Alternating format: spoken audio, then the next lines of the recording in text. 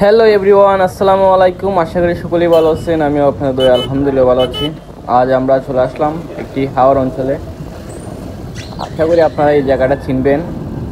এই জায়গাটা অনেক সুন্দর জায়গাটা। আজকের আবহাওয়া অনেক সুন্দর, তাই ভিডিও করলাম।